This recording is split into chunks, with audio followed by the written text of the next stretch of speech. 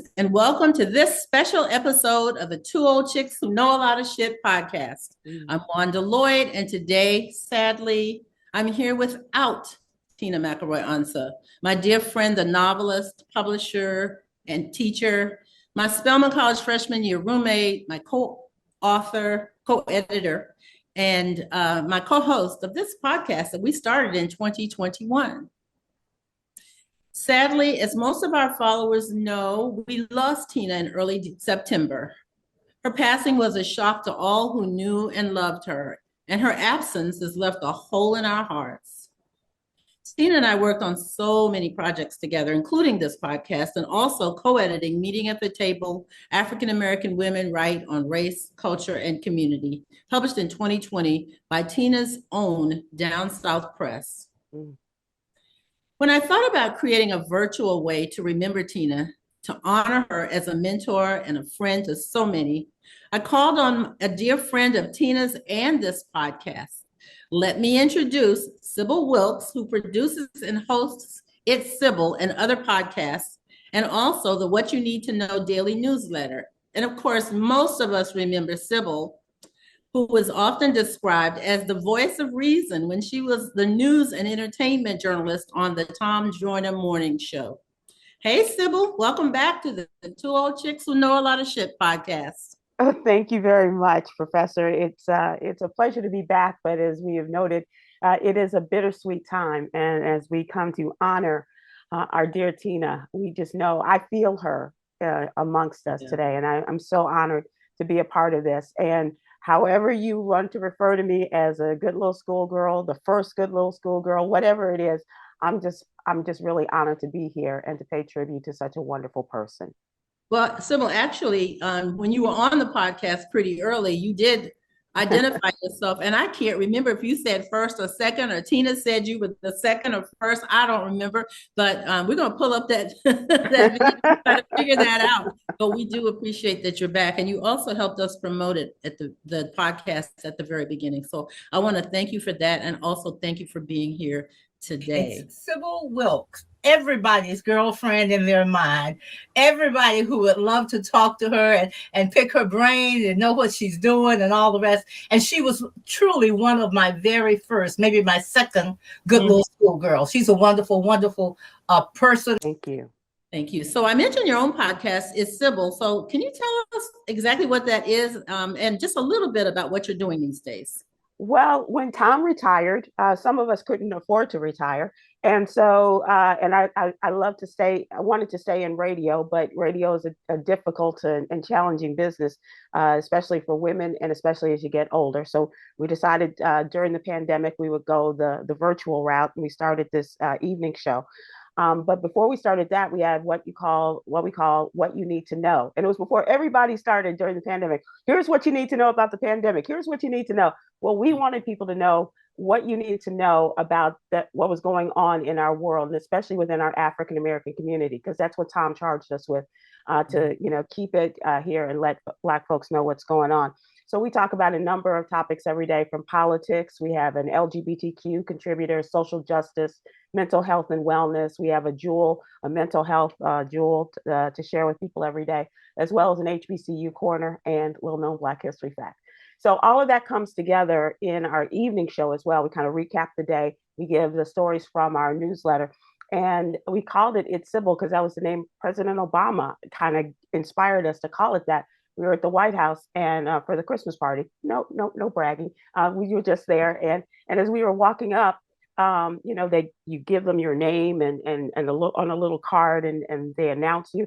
And before they could announce who was there, President Obama pointed to me and goes, "It's Sybil." And we thought, okay, that's a nice way of getting your name for your show. So you're doing it all. So I appreciate the fact that you are primarily serving the underserved community. And I'm not surprised at all, having known you since 2019 when I first met you virtually. That's right. Yeah.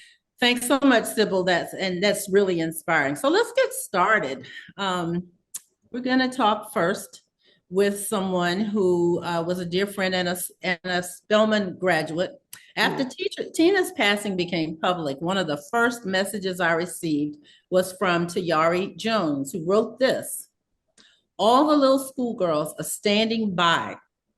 Tina used to always say we have agency. And when I got that note from Tiara, it came to me that this Two Old Chicks podcast is now my agency. So thank you to Tiara, our Spelman College sister, for reminding me that members of the Society of African American Women Writers want to share their memories of Tina.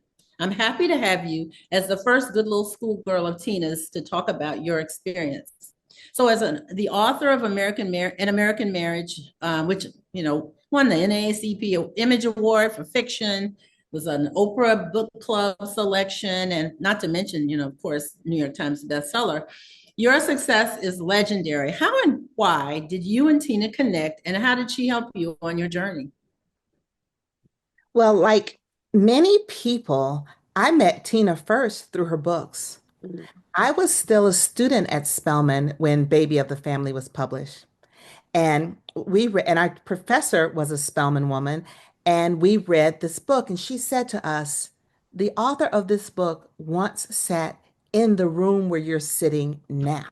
Wow. And it was just so moving to imagine this person, Tina McElroy Ansa, whoever she was, because I didn't know her, sitting just where I was sitting. I felt like I was part of lineage. And I read the book, and like everyone, I love the book. And I didn't imagine that I would meet her because I didn't imagine things like that at that time in my life. Mm-hmm. And I did meet her maybe 10 years later when I was a debut writer myself. It was me, Tina, and Pearl Clegg. We were back at Spelman, and I had been invited to read along with them.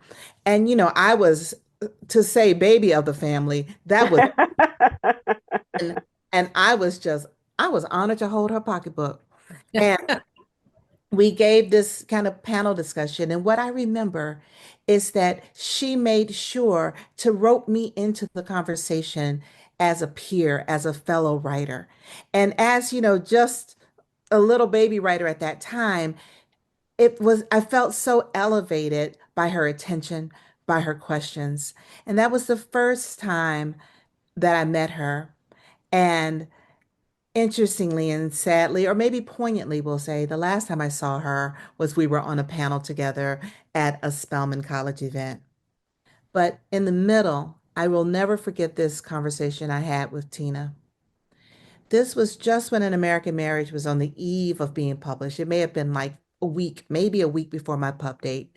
And I knew that it had been an Oprah's Book Club selection, but I was under NDA, so I couldn't say anything about it. But Tina, Tina's been in these streets a long time. She could read the tea leaves, and she knew that something big was afoot. And she called me and gave me some advice. And the advice she gave me was multi-pronged. One of the things she told me was nurture your friendships. She said, she said, it's like you're sitting on the roller coaster and you're buckled in and you're hearing that tick, tick, tick, tick, tick, like you're going up. But she says, you're finna start a wild ride. She said, nurture your friendships. You're going to need your friends more than you can ever know. And your friends are going to imagine that you don't need them because you're having this experience, but you have to let them know that you do need them. And the other thing she told me was this, and it was something I couldn't quite grasp at the time, but she shared with me kind of a long story about the arc of her own career. And she said, enjoy this moment, but plan for the future. This is a moment, and the future is long. And I just remembered that throughout. It's like she helped me stay grounded and level. And I also looked to her own work as an example in that, I'm from Georgia. I'm a Georgia peach. So was Tina. And the way that she wrote about the people she grew up with, the way she wrote about our home state, and just reminding me that you are who you've always been, to keep it grounded. Our people say, keep it real, but that isn't even what it is. Keep it sincere. and continue to challenge yourself and challenge your memories and document our experience as Southern Black people. You know, when you mentioned sitting in the room where Tina sat, it made my heart full because I was sitting next to her most of the time because we were both English majors at the same time and we took all of our classes together. So that's a really sweet memory. Have you given any thought to the fact that you're one of the folks that other people are sitting in that same room at Spelman College right now? And how do you sort of manage that in terms of mentoring them? What lessons did you learn from Tina that may help you with that?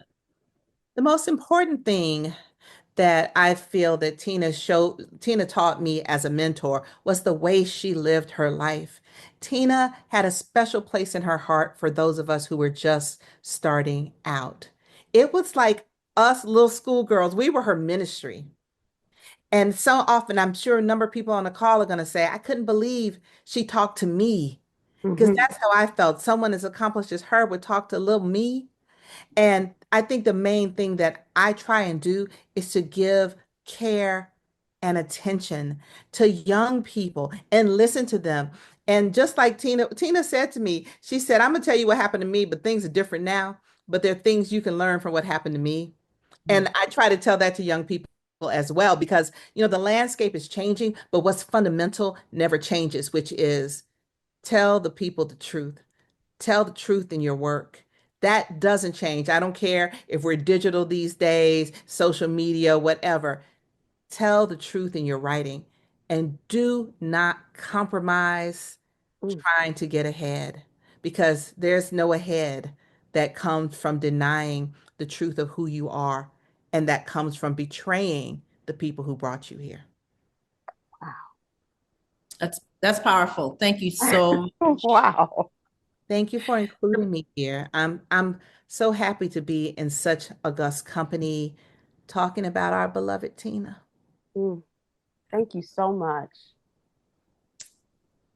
Sybil, you're introducing the next good little schoolgirl. Yeah, I'm I'm awed by the passion with which these women have spoken about Tina, and I feel like they're, all speaking our same language. Bernice McFadden, welcome in. Thank you for joining us. Much of what Tina wrote about, and of course what she talked about as we came to know her, as she spoke publicly, was how her ancestors affected her life and her books and her relationships. And what do you remember about some of your conversations about your ancestors and your ancestry? First of all, thank you for having me. I'm so sorry I was late. Um, I want to say the first time I met Tina was in 2009. It was a really rough and terrible year for me. I Mm. was aware of her, obviously, for many, many years. I was a fan of her work, and I was so thrilled to finally be in her presence. The meeting happened in California. There was a number of authors out there. And I have a beautiful photo of us just sitting across the table from one another, staring lovingly into each other's eyes. Um, I felt when I first met her, I felt like it was not our first meeting. It was our first meeting in 2009, but we both understood that the connection had been made in a previous life, and we also knew that those conversations couldn't be had with everybody, because not everyone is of that mindset, right? What I found out in 2009 is that a cousin of mine from Macon, Georgia, had been an assistant to her, one of her little schoolgirls, Mm. many, many years earlier. So there was a connection there. So Tina's from Macon, Georgia. I have loads of family in Macon, Georgia. So from that meeting, we had several conversations about ancestry and ancestor veneration, and how important it was for both of us to speak to our ancestors, to celebrate them, to include them in our work whenever possible. And those are the conversations I'm going to miss. Yeah. Wow. And your ancestry, you said you all met. You feel as though it wasn't just the 15 years ago, that it was something else. There was another something that happened. Were you both able to identify it? Yes, absolutely. Absolutely. And I would say that after that point, we would talk like every 3 months. It was a number of years before we met again in the flesh. She came to New York to do a moth reading. Mm. So we spent some time together then. And then I didn't see her for many years until 2021 when I went down. I spent a month in Macon to do some research, and I drove out to St. Simon's Island to spend some time with her. And it was just like no years had passed. Mhm. Yeah, the connection was very strong, very deep. What was the best piece of advice? I think this is fascinating. We touched upon this before, but what was the best piece of advice that Tina ever gave you? So I bought a home recently, and I have a problematic neighbor. And so I was a problematic neighbor, Uh-huh. and I was complaining to her about that, right? Because it was just really troubling my spirit.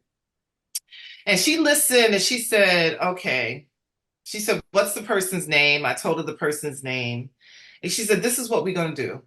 We're going to send good graces to that person. We are going to ask the universe to make that person happy. And if finding another home is what's going to make her happy, then that's what's going to happen. She said, I want you to stop complaining about it. I want you to stop thinking about this person in the negative and just start sending love to that person's way. And I did. And everything changed. Wow. I could have used her like 6 months ago with a neighbor. Yes. And then from that, what I did was I said, well, okay, this worked. Let me Uh-huh. see how I can utilize this in other parts of my life. Right, right. Because And I'm thinking of upcoming election. But go ahead. I'm sorry. Go ahead. so this is what I do. This is all from Tina. I get up every morning and I just send love out to the world. I send love out to the people that I have issues with. I just send it out. And that practice has actually changed my life. Oh, Yes. we should all be so lucky to have that kind of action and those emotions and that spirit that goes out from us. Just imagine the positivity that Yes. we experience around the world. Thank you so much for Thank sharing that. you God bless for you. having me. So Dawn Turner, welcome. So nice to see you. So just like Tina, you started your career as a journalist. Actually, I did too. And then you both became authors. Your last book, the memoir, Girls from Bronzeville, published in 2021. And Tina was the one who told me about you and about the book. And so I read it because Tina said, read it, because she thought it was masterful. So how did she support you in your writing and your publishing journey? Yeah, well, first of all, I'm just so honored to be here with you guys. And I know Tina is hovering because that's what she did, and her spirit is just so present.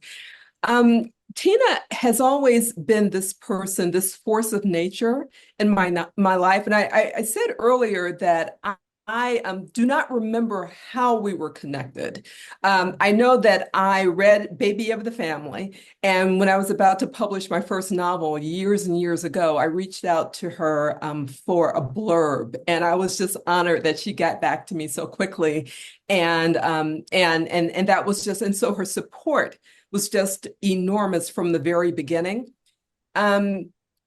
I don't know how we met, but I do know that we met in person in Indianapolis in 1997 for an event for the great poet Maury Evans, who was a contemporary of Gwendolyn Brooks. And I remember being in that room with all of these fantastic writers, including Gwendolyn Brooks at the time, and just feeling so, so small. Tina was just always amazing. My daughter a couple of years ago had was 14 months old when she had a brain infection and we almost lost her. And I remember Tina saying that she had a board like this, I don't know, like a cork board that was right next to her desk. And I have one actually very similar to it. And I remember her saying that she had Hannah's picture there. And before she started work, she would just pray for the people on her board, pray for so many different things. And so we got a chance to meet. I don't know if you can see this. We got a chance to meet in person. That's Tina and Hannah in the hotel room. So we were all in the hotel together, and it says 7/20/1997, Indianapolis. And then she gave Hannah this book, which was the paperback version of Baby of the Family. And it says, "For Hannah, my special little girlfriend, it's wonderful to meet you face to face. I love you, love and peace, Aunt Tina." And I guess what I really just loved about her was that she was just so bold and so brave, bawdy, which is what I think I love most, brilliant. And I mean, the consummate baby of the family, that person jockeying for space. It was very clear where you stood in her life. I know she loved me, I loved her, and she loved everybody who's here today. And just so I think that's what I feel and think when I think about her.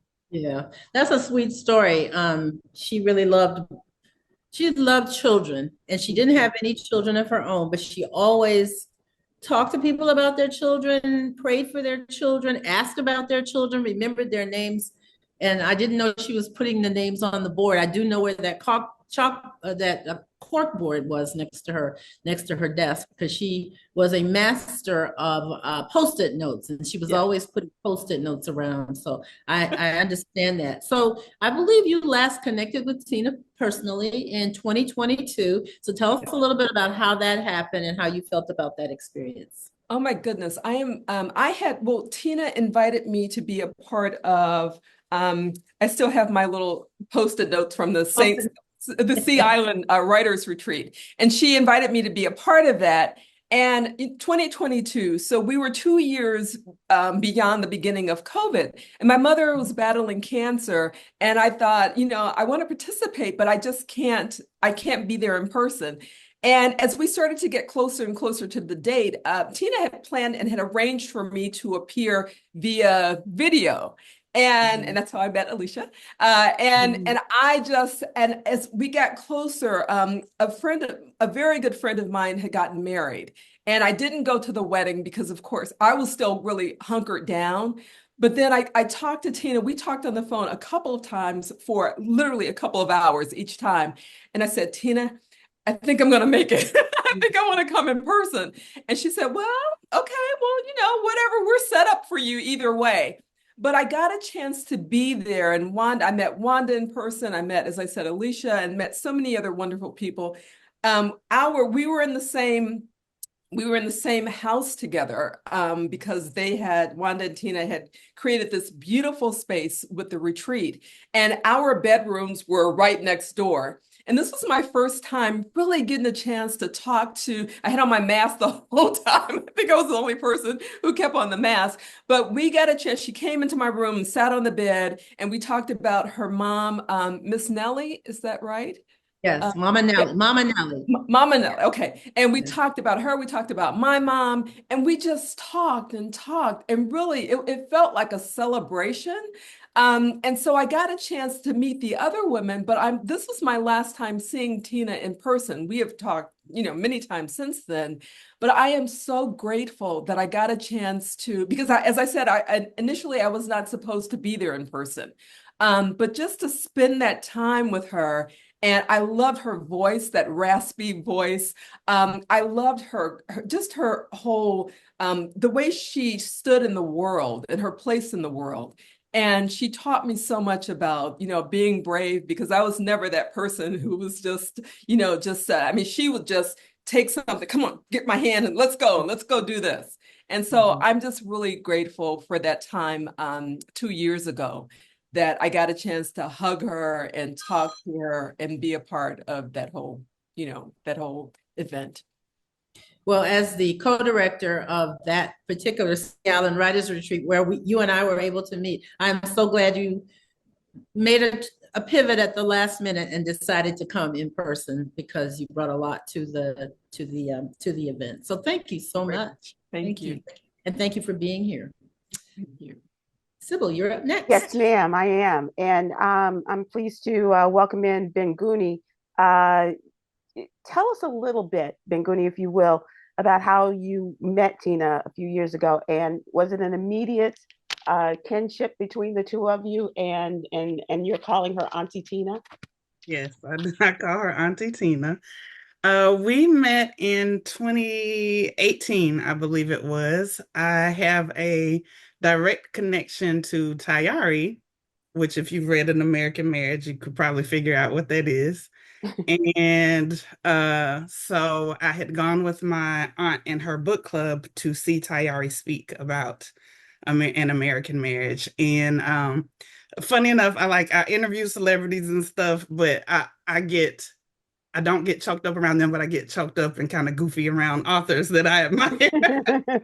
So I was very awkward and goofy. And at the end of the talk, everybody was leaving, and I'd been kind of working on a book in secret. The only person that really knew was my aunt.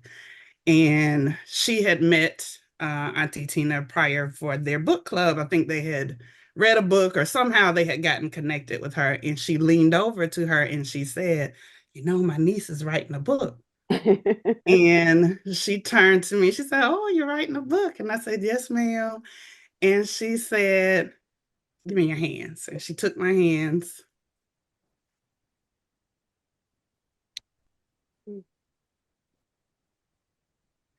Mm. We're all feeling it right now. Take your time. And she launched into prayer. And she called out everything I had been struggling with in terms of writing that book.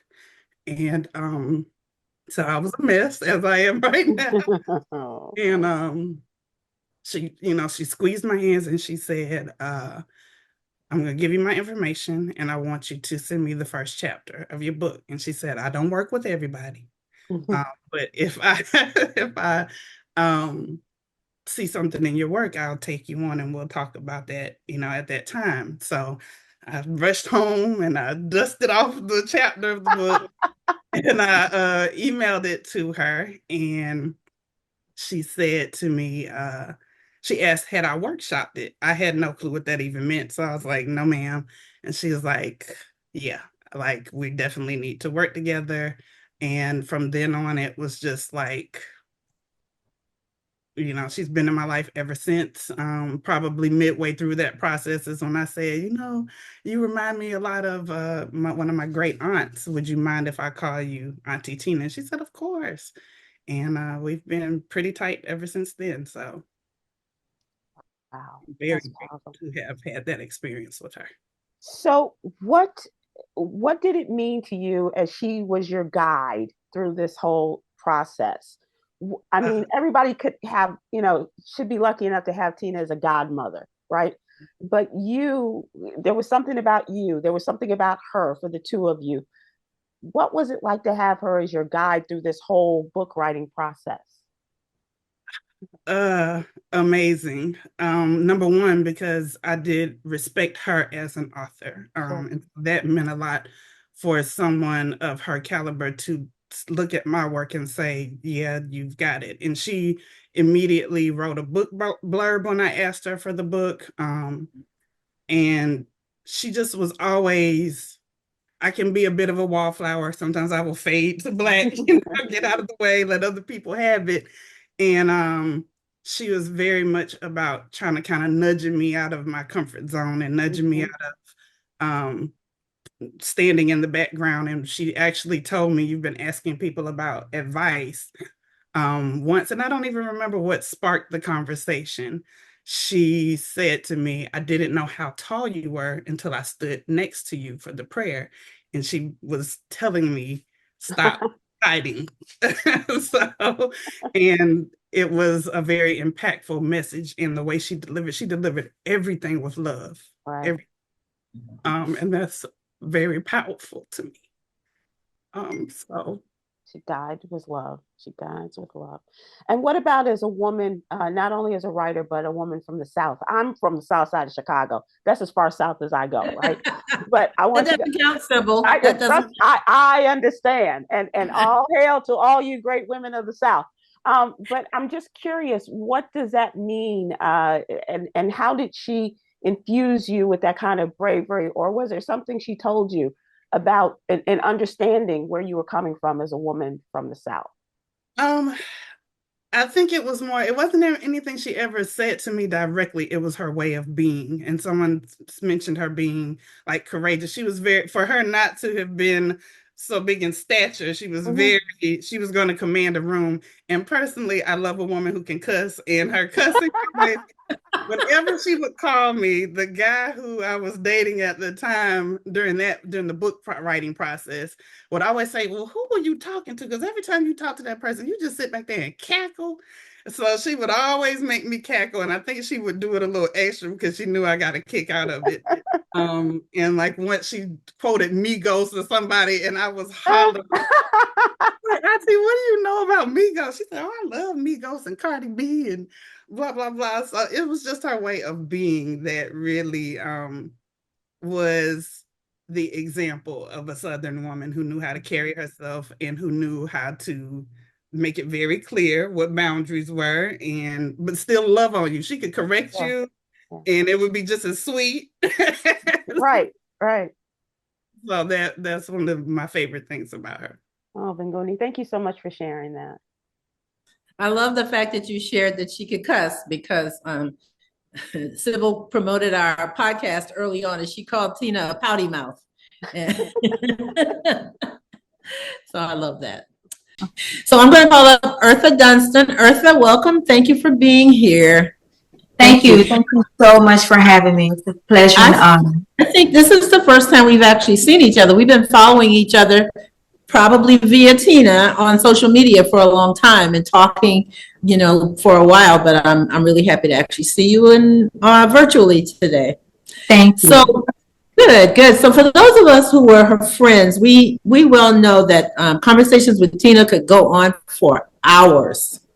She was also prolific on social media, often cheering on others who shared their own life challenges and disappointments, and especially their great accomplishments. So how did her openness influence you as one of the good little schoolgirls? Wow, it's so much I can say. I'm listening to everyone's stories, and I have a bit of everyone's story. She influenced me in every way. As we all know, Tina had a gift, and she could sense things. Tina picked up the phone. She would call me. We met on social media. Years and years and years, we would talk. We would send messages. We would P.O. box each other I call them love letters. You look in the mail, you have a little card from Miss Tina. She's encouraging me because she knew I was an aspiring author. She was very vivid in my life, and not only in my life, in my daughter's life. I have countless messages that she left me when I wanted to give up on the writing world and wondering if it's for me or if I'm good enough. Phone call would come through, a message would come through. And so she was very, very prolific. Earlier this year, I woke up, I wasn't feeling well, and I had a phone call. And who's calling me? It was Tina. And she said, good morning. What do you need from me, little schoolgirl? And at first I didn't know what to say. And she carried the conversation. She said, all my little schoolgirls are always asking me for stuff. You never asked me for anything. What are you working on? What can I do for you? That was Tina. So I told her I was co-authoring a cookbook. And she said, I'll write a blurb for you. How about that? I said, thank you. And I just remember being blown away and just in awe that she would take the time, me, little independent author, still trying to figure it out, still trying to work a full-time job, aspiring to be her one day, of course, and that she would take the time to speak life into me, to give me the words of encouragement. She was amazing. I hear everyone's story, but let me tell you how Tina and I met. As I said, we met on social media initially for years. talked, mailed, messaged each other. As fate would have it, I became an independent children's author. And as fate would have it, we ended up being on a panel together in Maryland in 2018. I think it was the Black Authors and Writers Rock weekend. And I remember Tina was getting a legacy award. She was the legend of the weekend, of course. And we were staying at the host hotel. When I got there, I was going to quietly slip into the back of her room. Of course, her room was more packed than anyone, and she was giving a talk. When I walked into the room to sit down, Tina had a crowd of people.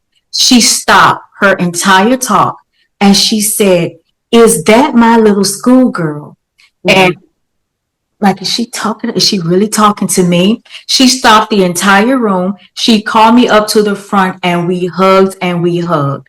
That was Tina.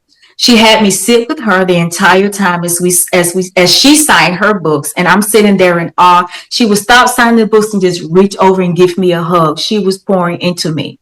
And after that, and I don't mean to take up too much time, after that, of course, we went on for like an hour. She got her award, and I was just sitting in the hotel lobby. Same experience as the young lady before me. She came to me and held my hand and just started talking to me, praying with me, speaking to me. And Tina said, "I am here this weekend for you. It is for you. God sent me here for you."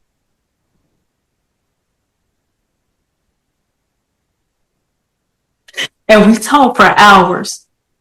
And I'll never forget, I went back to my room. Of course, I was full and in awe. And I looked down at my phone. I remind you, we had talked for an hour. I looked down at my phone.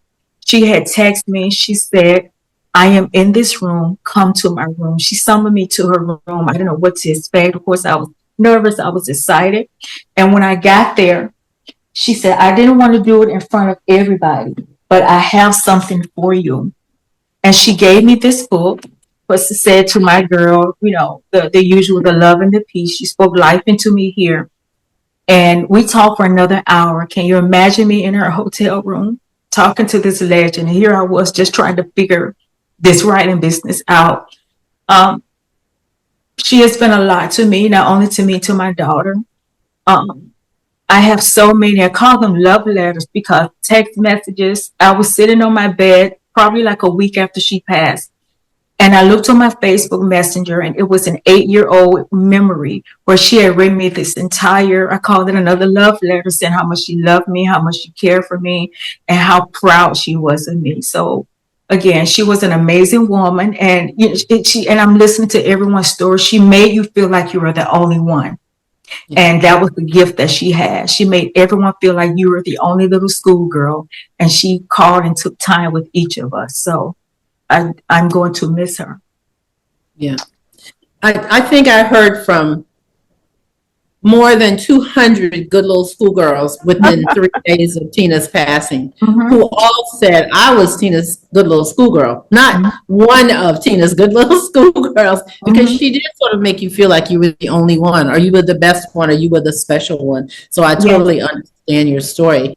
In addition to being an author, you are also a literary consultant. So how did, and as Tina mentored you, did that help your relationship as a consultant to work with other people, other authors?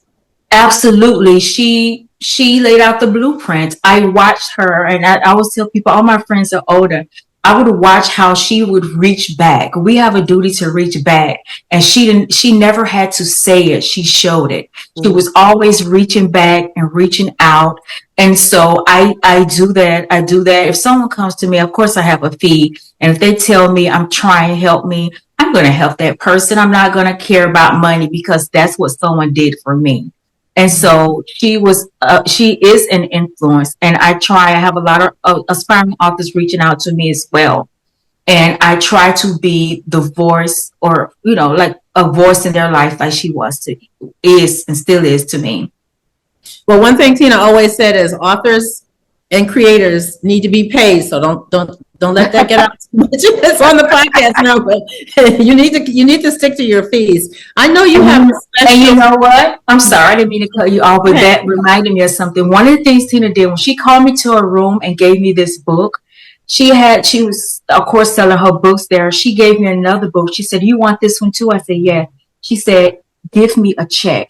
you're going to pay me for this. I'm going to teach you to know your value and your worth. So she gave me this one, but in that same, and I'm like, oh, she's probably just, teaching me a lesson. It was not 48 hours. That check was cash. So she had a way. She said, I'm going to teach you how to, you have to know your value and you have to know your worth. So I always remember that lesson. Yeah, she made me pay her for that second book.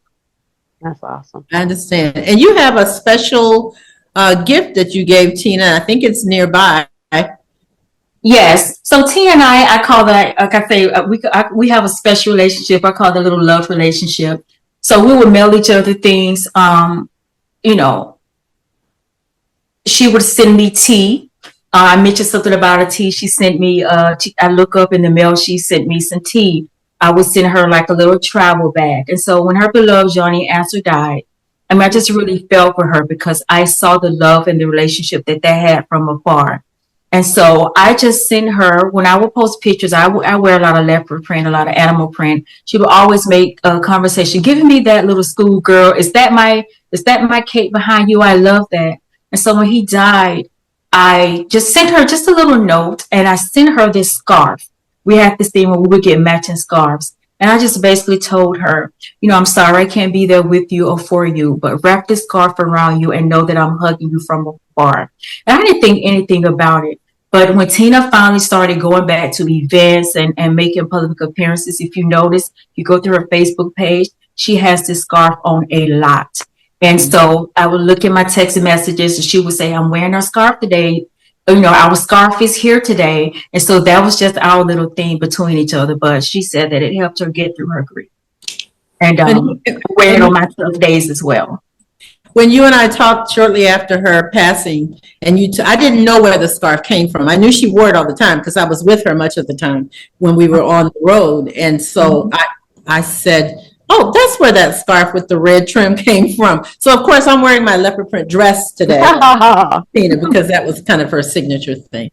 So thank you so much, Eartha. What a sweet story. That's very nice. Very, very nice. Would you like to continue here, Professor? Yeah, I feel good. Let's go on. Okay. All right. Then it gives me great pleasure to bring on Michelle Nicole Johnson. Michelle, welcome. Good afternoon. How you doing? Fine. How are you? Great. Thank you. Thanks so much for joining us. Just for people, a little background here. You have been a journalist. You made the rounds of a couple of newspapers, a member of the esteemed National Association of Black Journalists. And you said that NABJ brought you and Tina together and you met back in the 1990s. How did that happen? And if you could give us a little bit of that, and what did you learn from her in that first meeting? I don't remember how we chose her to be our keynote speaker for the regional convention that we had in Jacksonville. Mm-hmm. I just remember that I had just finished reading The Hand I Fan With, and I was just fascinated by her. So we invited her to be the keynote speaker. I was one of the coordinators for that convention, and I don't know where she was coming from, but I know she was living on St. Simon's Island at the time. But we picked her up from the airport. And I remember my mom and my sister's mother-in-law, they were all like, we're going to ride with you. They wanted to meet her. And we were all nervous because, we were just so, just excited about seeing this celebrity writer that we were all fascinated by, and we loved her writing. And so, I was nervous about what to expect. But when she got in the car, it was like I was picking up a cousin or an auntie or a sister, somebody I'd known all my life. And we hit it off immediately, and we were just joking with each other and talking and so excited about the conference we were going to. And she spoke that day at the conference, and I just remember I was up on the podium with her. I remember I was sitting on her right side as she spoke, and I just can remember her talking and just being so mesmerized by her, and she just resonated with me in her describing writing as a journalist compared to writing as a novelist, because like many journalists, I aspired and still aspire to be a novelist. And so, she talked about writing under the pressure of deadline and with someone, pressuring you, and that intense nature of the newsroom. And she described it as writing with the closed fist, pounding away. And then when you become a novelist, she's like, it's like your hands are open, to receive and to give. And that stayed with me. And so we just stayed friends after that and just kind of touched base every now and then. And my career went in different directions and I went to different papers. And over time, I ended up on Sapelo Island, Georgia, which is not far from St. Simons, where she lived. And so we reconnected at that point. And I was able to attend, one of her writers' retreats that she had on Sapelo Island. And she was able to hear my idea for a novel. And she told me never tell anybody what I told her. She's like, keep it to yourself, write it. She says, because somebody else is thinking the same thing and they're going to write it before you. So you need to focus on your writing and not share it. And she just continued to be a coach for me and a mentor and a dear friend from then on. Bless your heart. It sounds like there's a lot of spiritual connection between the two of you that had a great influence on your life, I imagine. Yeah, every time we would have, some of our conversations were just light, just chit-chatting about things going on in our lives. And then sometimes we would have very intentional meetings where we would get together to talk about writing. And those for me were it was like therapy. Mm-hmm. She just had a way of really honing in on, what might be holding me back and, what obstacles I was creating for myself, because a lot of the obstacles were things I put in my own way to get to keep me from writing. She talked about creating a space to write, a physical space to write, which I'm in now. This is my room now that I write in, and blocking off time and prioritizing writing. And, for her, it was something sacred. It was like, this is what you should be doing. And, this is a blessing that you have and a gift that you have, and you shouldn't be keeping it to yourself. You need to put this out into the world. You owe this to the world. She just made you feel like, I need to get busy with this. I need to do this. And I would often end up, very emotional afterwards, like this is something I needed to hear. And she always seemed to pop up in life, when I needed to hear that. She would call or I would run into her somewhere. And she was always right on time with her message. Wow. And I think we can all attest to that. When we least expected or when we most needed, she was right there and in tune with so many of us, as I've come to find out. We weren't just a small group of good little schoolgirls. Yes. So since you learned about Tina's passing, you wanted to do something to keep her legacy alive. And so you have created a guide. And can you tell us what it is and how scholars and others can find it online? Yes, I have, since becoming a journalist, I've become a librarian. I did move to Sapelo Island and worked to establish the library on the island. It was already there, but we were able to create the library as a member of the regional library system. So now I'm at an academic library at the College of Coastal Georgia here in Brunswick. And so I've created a research guide where people can go and find links to her writings at different publications that she's written for, information about her books, the podcast that she's done, and other things that I've come across, including some dissertations and theses that have been written by students or scholars about her. So you can find that at the College of Coastal Georgia's website. I won't give the long address, but if you go to the College of Coastal Georgia's homepage and go under academics and then library, there's a link to our research guides, and there you can find the Tina McElroy Ansa research guide. Awesome. Thank you so much for sharing. Thank you. I can say that that's an awesome guide. I've been watching Michelle as she has been developing it. She's been sharing it with me bit by bit. And so kudos to you for making that happen. It's wonderful. And when I went to your College of Coastal Georgia page before I got to the guide, I saw all the other wonderful scholars and people who you have you in the library have documented. So I wasn't all that familiar with LibGuide, so now I am, and now I know where to go get good stuff. Thank you. That's awesome. That's Yeah, awesome. yeah. Our next good little schoolgirl is Nick Stone, who is here with us. And I had the pleasure of meeting Nick in 2022 when we were at the Sea Island Writers Retreat.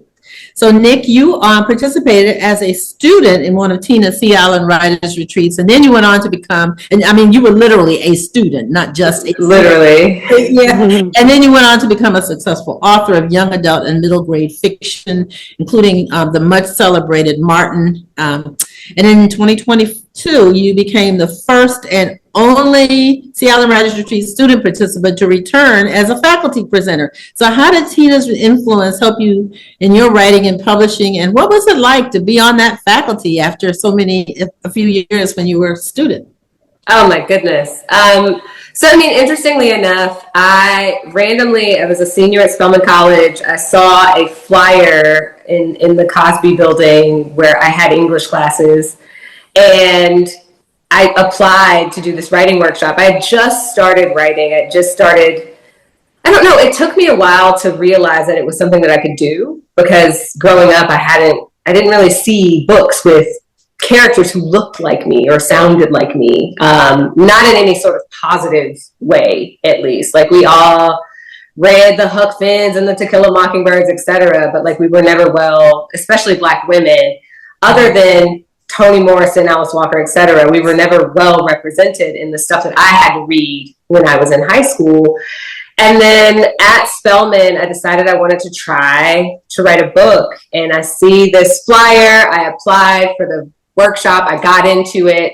And it was that workshop and the care that Tina poured into us as these little baby aspiring writers, that is really what helped me. And then seeing her, a person who had been successful at this thing that I really wanted to do, it really set my trajectory. I started querying agents while also applying for grad school, and all of that had to do with Tina, and Tina being like, no, you need to do this. There need to be more of us doing things like this.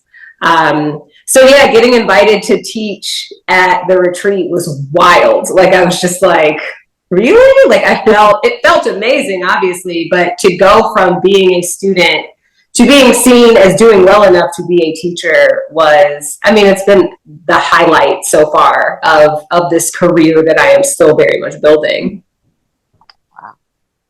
Wow, that's amazing. Yeah. We talked about a little while ago, one of the other authors brought up the term workshopping. Mm-hmm. And like you as a student, you weren't quite sure what it was, I'm sure, until you got in it. For folks who are aspiring writers who may be listening, describe what workshopping is. What is the process that you like about workshopping and how it helps writers? So the workshop structure, you basically have a group of writers that come together. They share their work prior to the workshop. So everybody is supposed to read everybody's work. And then once you come together, we are interacting with each other based on the work that was submitted. So there's critique, there's like, these are the things that I like, these are the things that I think maybe need a little work.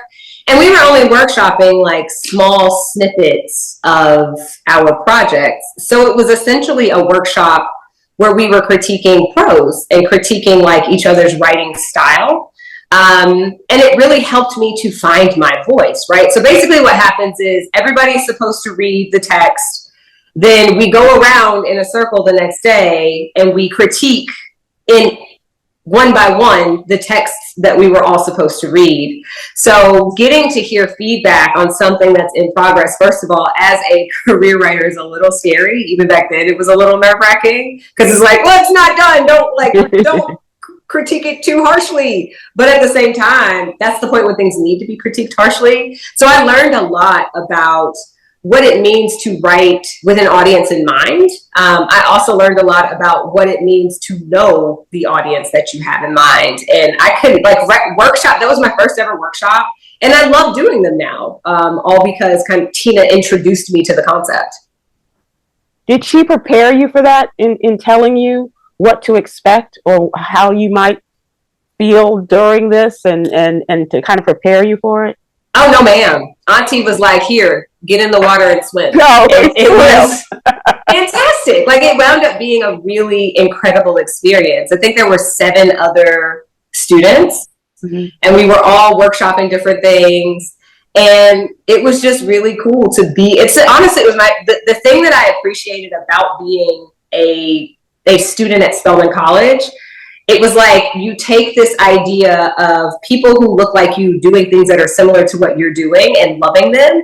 And it gives you this sense of like not being alone in your pursuits, right? So like that experience truly made me decide, okay, no, this is what I want to do. Because Auntie Tina did this. Auntie Tina has done this successfully multiple times over, which means if she can do it, then I can do it too. And she supported me at every turn of my career. I have been trying not to cry, and I'm going to succeed because this is like really expensive mascara. But Auntie Tina, I have never had a person see me from this little germ, this little like seedling, through to where I've gotten now.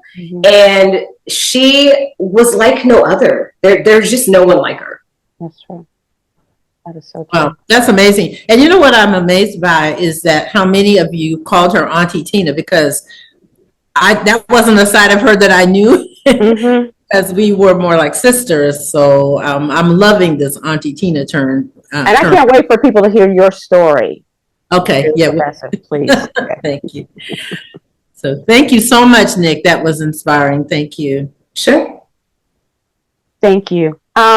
It gives me great pleasure to reconnect with one of the authors that, like Tina, this is how I met Tina through Sybil's book club, and Tanana Reeve Dew. Welcome in. How are you? Unmute. I am so full from hearing all of these beautiful stories, and like you, Wanda, I did not call her Auntie Tina, so I didn't see. There are so many sides I didn't see. You know, that always happens when you're in an experience like this. I didn't hear all the cussing. I heard all the cussing. I didn't get. You probably taught her a few too. No. I never got to visit with her on the island. It's so funny, not funny, but you think you'll have more time. And I always, so often I thought, well, one of these days when I'm back in Atlanta visiting my dad, I will have to make a side trip and go see Tina. Like, she's always going to be there. Always going to be there. So I'm still in shock. A lot of our relationship in more recent years was via social media.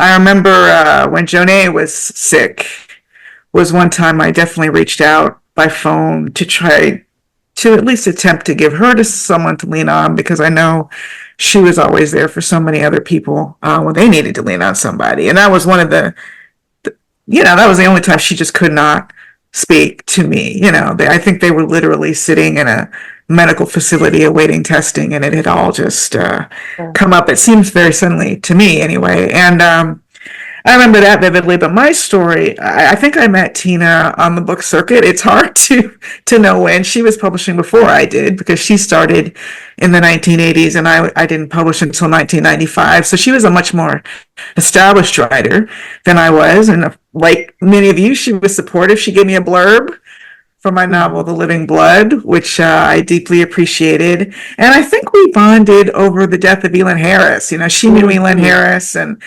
Elin Harris was just such a sweetheart and so supportive of my early career, that I think that mutual love and affection for Elin Harris was one of the factors that bonded us. But my most vivid story and memorable story about Tina was when my mother was ill and I had to move to Atlanta.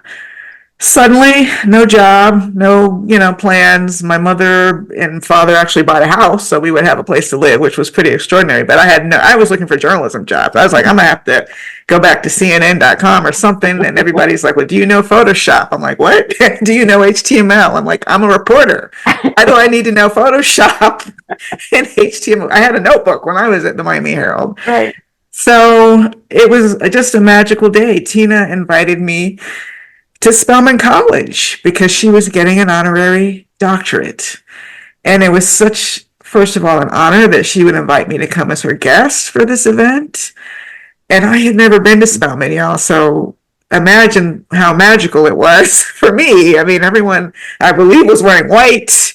And I'm seeing this campus for the first time. And my friend is being bestowed with this great honor. I was just starstruck. It took me out of my grief for a little while. And then over my mother's illness, and then she said, "Do you know the provost, Dr. Janella Butler?" I said, "Oh no, I don't know her." She's like, "No, you need to meet her. They need to bring you to Spelman." Now, mind you, I didn't really have any full-time teaching experience. I had been teaching in an MFA program, but I had never taught a composition course or anything like that. But she introduced me to Dr. Butler, and the next thing I knew, I had been hired to teach composition and grammar, of all things, by Spelman. And the next year, I was what they used to call the Cosby Chair, but now they've changed it to the Distinguished Visiting Scholar. And the reason I was asking Nick in chat what year she took that workshop is because one of the things I did as Cosby Chair was I brought Tina in as a workshop leader. I mean, you said, were you in that? Oh my God. Yes. Oh. Okay, well, that's very moving to me because, I have a lot of regrets, as you often do when people are gone and there are things that you can't do for them or with them. So I'm very grateful to know that workshop had impact. I knew it was beautiful to bring her to Sisters Chapel and have her address the students, and she was such a beautiful speaker, and it should have been overflowing with people. But, Spelman is a tough room. I mean, they've got so much going on. I was very happy with that very, very engaged, tight crowd that we had to hear her. But she was such a huge presence, and I'm glad to see her impact continuing to live on. And all of us, I thought we would have more time. Yeah, it's a learning experience for all of us. And no matter how many times we go through it, Tanana, we always say, next time it's going to be different. And right. And in the name of Tina, we have to remember this. We have to remember the moments and share all that Tina gave us. Absolutely. I'm sorry, I'm interrupting you there, Professor. No, not me. No, I'm just chatting with Nick. I'm so excited about that workshop. You just have no idea. So, when you hosted one of the Sea Island Writers retreats at Spelman, how was that presented? And it wasn't on an island, but actually on a college campus. Well, we publicized it. Now you're reminding me, Nick. We put up flyers in the old, what they used to call the Cosby Building. I'm assuming they don't anymore. And it's called the Cosby Building. Oh, the Camille Cosby. Yeah. That's right. Right. It's named for Camille. Olivia. That's right. Cosby. So no, we couldn't have it on an island, but I wanted not to just have the workshop, but I wanted to try to create an environment where Tina could just be a presence on the campus. And again, it's very difficult. It's very competitive to get students to notice anything. They're so spoiled, frankly, because so many great presenters are coming in and out of that campus all the time. But she had, almost like it was like a convocation speech almost, like in Sisters Chapel. And there was the workshop with the students that was very private and contained. So I wanted to be both intimate and more global as much as possible. So Spelman would know Tina McElroy Ansa was here. Okay. That's beautiful. That's beautiful. And I think you all have demonstrated how that's going to go forward. We're not going to take this day in vain. We're going to take all of the love and the spiritual grace of Tina and just let it on a river, on a water. I don't know if I should be mentioning water right now, but in light of everything that's gone on, but like the rivulets of water and just spread throughout this world. Tanana, it's great to reconnect with you. It's great to see you again. It's great to see you too. Was there ever you all seem to just connect so easily and as many people have with your spirituality and things, but you all were different types of writers. I mean, your subject matters were so different. Was there ever any, was it always an easy conversation with you about your work between the two? I mean, it's funny you say that because the book she blurbed, The Living Blood, is this sort of epic, globe-trotting, like, supernatural thriller. Very different, obviously, from Tina's very rich textured Southern based women's stories, but no, not at all was that an issue. It was just always a thrill. And a lot of our relationship over the years was running into each other at the National Black Book Conference or running into each other at this event or that event. And she always just accepted me as a sister. And I mean, at the very beginning of my career, she was accepting me as a sister and a peer. And we also had in common that we had both been journalists who had transitioned out of that. So, no, there was no conflict about that at all. I just had a deep respect for what she did, and she had a respect for what I did. Yeah. And I just, she just made everything better. It's a cliche to say someone made the world a better place, but this woman absolutely did make the world a better place. Without a doubt. Without a doubt. Thank you so much. Thank you. Thank you all. God bless you. Miss Wanda? Yes, ma'am. So we want to hear from one more of Tina's good little schoolgirls. Dolan Perkins Valdez is an NAACP Image Award winner for the historical fiction book Take My Hand and author of other notable books like Winch and Bomb. And as we're recording this podcast, this tribute to Tina, Dolan is doing just what Tina would want her to do. She is on the road speaking, promoting her work, and spending time with readers. But she sent along this message, so we want to take a moment to listen to Dolan's story. I'm here to honor the remarkable writer, my remarkable friend, Tina McElroy Ansa. I first met Tina in 2011. I had heard from her via email. My debut novel, Winch, had come out a year earlier, and she'd emailed me to congratulate me. I was so ecstatic to get that email because I was a fan of Tina's work. I had read her work in graduate school, and I thought, this is the kind of writer I want to be. She took such pride and joy in her, Georgia heritage. And I loved her women characters. I thought they were so fully realized on the page. There was a humor there too that I just cherished. And so when she wrote me that email, I was really, really starstruck. I'm gonna be honest with you. When I met her in person, though, I met her at the National Black Book Club Conference in Atlanta in 2011. And, this was a moment when the publishing world was still catching on to the fact that Black women were avid readers. And so going into that conference just felt like such sustenance to my soul already. But when Tina walked in the room, it was like a breath of warm air. She embraced me. There was no hierarchy. I know we all call ourselves her little schoolgirls, and I was am proud to be a forever Tina Little Schoolgirls.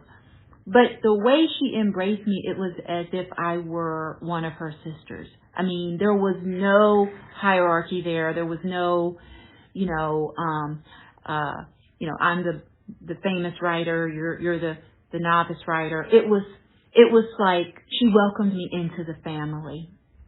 And on top of that warmth and her, clear brilliance as a writer and as a thinker and an intellectual, she was also just gorgeous. I mean, let's be clear. Tina McElroy Ansa was fine, okay? She was a beautiful woman. And I just thought, this is my new sister, and I cherish this. I knew it. I knew at the moment I met her that we would be lifelong friends. Over the years, she stayed in touch with me. I stayed in touch with her during the pandemic. We had a couple of Zoom calls. After her husband died, my dad had died, and we would talk, and she was always so understanding. When my sister passed in 2021, Tina was one of the first people to reach out to me and express her condolences. She was just that kind of person. She was real. She was genuine. She was connected. When we think about her in her garden, that was who Tina was. She was connected to the spiritual world and to the earth. That's the best way I can put it. I don't know how else to put it, other than to say to be in her presence was to be in your full humanity as a Black woman and as a writer, and also as a daughter and a sister and a human being. I adored her. She invited me as one of the faculty for her writing retreat at Tybee Island, and she brought gifts for the faculty, and I got there a little bit late. I think I was a couple of days late because I had something else going on. I think I had to teach. And when I got there, I went to my room and she brought me my gift. It was an electric massager that you put in your writing chair, and it, massages your back. And she insisted on me opening the gift right then and there, and we plugged it in, and I lay back in the bed, and Tina put it behind my back, and it felt so good. And she said, Dolan, remember to always take care of yourself. And she lay beside me on the bed, and we talked for what seemed like an hour. Just being there, just being in that moment, being in her presence felt so good. I didn't even need that back relaxer because Tina made you feel relaxed. She just made you feel special and wonderful all the time. And I'm going to deeply, deeply, deeply miss her. One more thing I'll say really quickly. The review that she wrote of my third novel in the Washington Post is like poetry. If you haven't had a chance to read that review, it's the most beautiful review I've ever received in my whole life. And I'm always going to cherish it. And I'm always going to cherish her memory. Celestial, do you have one more thing you want to share about Tina? I did. Just two quick little things that may also make you all laugh and bring you comfort. The first is that about maybe 6 months before she passed, she and I had gotten to spend more time with each other since January because I moved to Brunswick. And about 6 months before she transitioned, we were talking and she mentioned one of her other schoolgirls like she often did.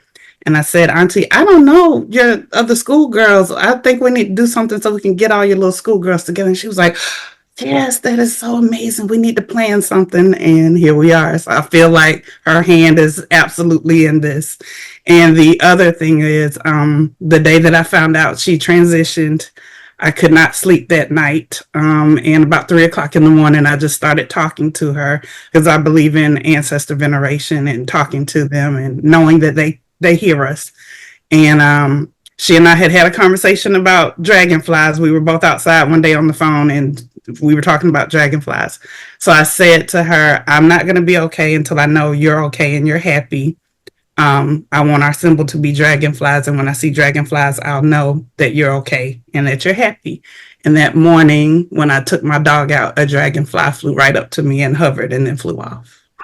And so for me, that gave me comfort. And I hope that it does for you all as well. Thank you. Thank you so much. That is so powerful. I got chills. All right. So Sybil, what closing thoughts do you have? I have been on the outside looking in, and as a lover of books. I started Sybil's book club on the Tom Joyner show. Well, we tried to start it earlier, and then this woman named Oprah started a book club, and Tom decided, got an idea. And so he allowed me, and I, would explain to him what books meant to me. Because as an only child growing up in Chicago, and my mom did not drive for the first few years of my life. And she was a prolific reader. And so she would read to me she would read all the magazines and the daily newspapers and things. And at night, read these books together. And so as an only, books became my friends. And with this book club, the writers became my friends. And as Tanana Reeve mentioned, Elin Harris and Walter Mosley. And I remember bringing Tina on for the book club. And I want to say it was in Jacksonville that we had a book club. We had a Sybil's book club, but also having her on the cruise, the Tom Joyner Foundation cruise. And that was such a powerful moment when not only were the books, and we connected over the book, The Hand I Fanned With. So this was like 1996, 97. And she came on the cruise that spring. And it was it was as if there was like a coming home of sorts with a family member. I'd lost my mother a few years before, but there was a presence about Tina, and and it didn't matter how long we had gone without talking with each other or seeing each other. I would always reconnect with her around her birthday, and because she always would send me pictures from her garden. And so I said, well, we're just going to add more things to your garden. And just like we just heard with the insects there, the dragonfly. The day that I read about Tina's passing, I saw these yellow roses, and that was the last plant that I sent to her. I sent her an orchid that didn't work out so well, so I sent yellow roses, and I think that was the last time I sent for the last birthday last November, and just blooming as I was taking a walk, and I hadn't seen them the day before. And I look at these moments, and I know that she's here with us. I know that she was there when I walked past those roses at Rosebush that didn't exist the day before, and then they bloomed in her honor. I really believe that, and I think that that's what we're doing here, in sharing the word and this presence. And I hope that we don't let this go, because she was too special a woman, too special a presence, and such a spiritual guide for so many of us, that we have to. It would be a shame if we did not continue to do and to be the good little schoolgirls that she chose us to be. Absolutely. Thank you so much. That's so sweet.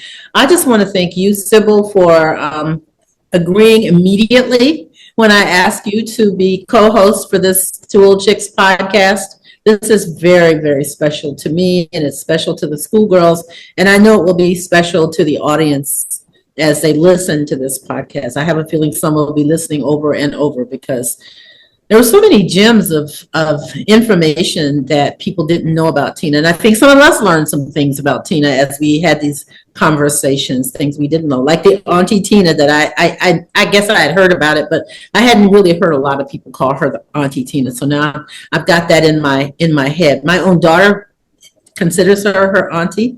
Mm-hmm. That's something also. So it's been really great working with you. The other thing I think about is the wisdom that Tina brought to us and to our lives. And one of the things that we decided early on with the Two Old Chicks podcast is that we were going to close most of the shows with wisdom. I love that. Sometimes it was our wisdom. Sometimes we would ask one of the people that we interviewed about their wisdom. And so I am very happy that we're going to close this podcast in Tina's voice with some of the wisdom, some clips of wisdom that she shared on the Two Old Chicks podcast. And so to all of you, enjoy the wisdom and keep to the good little schoolgirls, keep being the light that Tina turned on in all of you. Thank you. My wisdom is, well, before I even say it, I'm going to say that, as we've told you before, Wanda is not a cursor. She does not do much cursing. On the other hand, I curse like a sailor. So my wisdom is, and I'm not going to, I'm not going to be put in a box. I said, this is our podcast. We say what we want to say. Do you, Tina? Do you? Do me. We've earned it. Okay. So my wisdom is protect your shit. It sounds like, something you might hear in the barbershop or somewhere like that. But I want you to know that this is serious stuff. I had a girlfriend in the past who just had lots of financial trouble. She was in and out financial, and she just needed some help. But at some point, your help runs out, and all you have is a good word for your friend. You don't have any more funds for her. And that's sort of where I was, but I was very concerned about her. And she was talking about losing her home. Mm. And how, you know, she didn't know whether she was going to be able to keep it. And so we didn't talk for, you know, a couple of days. And I reached out to her because I wanted to know, you know, I told her to call me, let me know what's going on. And she didn't call me. And I talked to her, and, you know, she had gotten her stuff together and made sure a payment was made. I don't know how she did it. She didn't tell me any of this. And I said, oh my God, it was a complete turnaround. So I asked her, I said, my goodness, what happened? She said, I was sitting here looking at my furniture, and I said, hey, this is my shit they're going to be putting out on the street. Protect your shit, okay? And when I say that, of course, protect your belongings and the things that are dear to you. But what I'm talking about really are the things that are inside you and important to you. Protect your reputation. That's your shit. You know, don't let somebody drag you down where then you look as bad as they do. You know, protect your intellect, protect what you know, protect your history. Those stories that grandmama and all of them used to tell me, I've made a career on them. I've made a career. If I didn't have a history, I don't know what I would do. I wouldn't know what Mulberry, the little town of Mulberry, looked like. I wouldn't know, you know, what inside a juke joint looked like. Protect your shit. Decide what it is that's important to you. You know, it may be your dream. And every time you mention it, people give you that, oh, you always talking about that. And you ain't gonna never do. Stop telling those people about it. Protect your dream. You know, protect that thing that's inside of you that keeps you going, that spark. You know, protect your shit. Your family is your shit. Your girlfriends are your shit. Protect your shit. That's my wisdom this week. My wisdom this time is do not overpluck your eyebrows. Ladies, do not overpluck your eyebrows. At some point during your season years, Wanda, you saw I use season years? I know you. Yeah, you see, you keep using that term and you say you don't like it.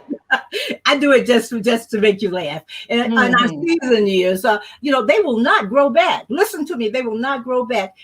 You think it won't happen to you, but it will. My mother, you know, warned me about it, but I didn't listen. And if you have them right now, enjoy your full, beautiful brows. You know, you can use a manicure. You know, you manicure them a little here and there, so you don't resemble the wolf man and have a unibrow. But you know, leave them alone for the most part. They're beautiful. And listen to Miss Tina; they will not grow back.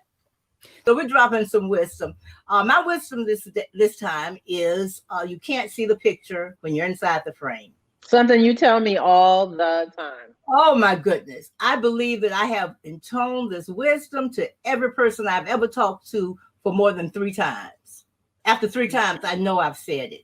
You can't see the picture when you're inside the frame. You know, it's interesting how wisdoms come to you. Bits of wisdom come to you.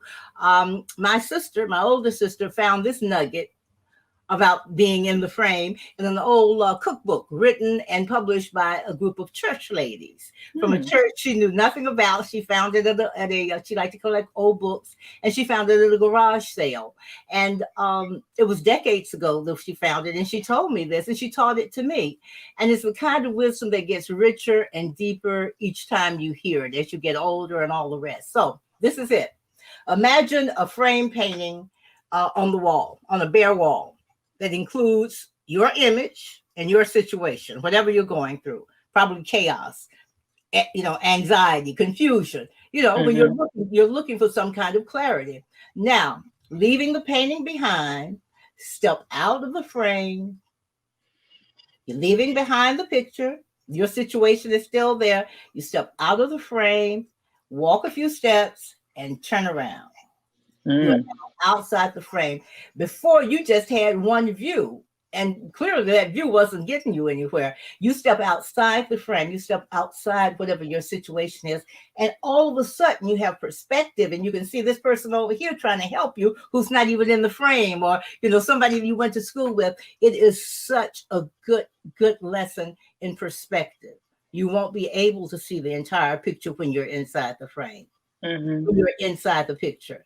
But when you're out, that's when you can really see what's going on. I've had so many people call me back, you know, because I've told it to folks, like, you know, when I'm calling about my telephone bill or something, if You know me, I'll start a conversation with anybody. And many times my little schoolgirls, little schoolboys will say, you know, they'll hear maybe, I guess, acceptance or kindness or something in my voice. And they'll say, oh, Miss Tina, they take that, you know, they take that.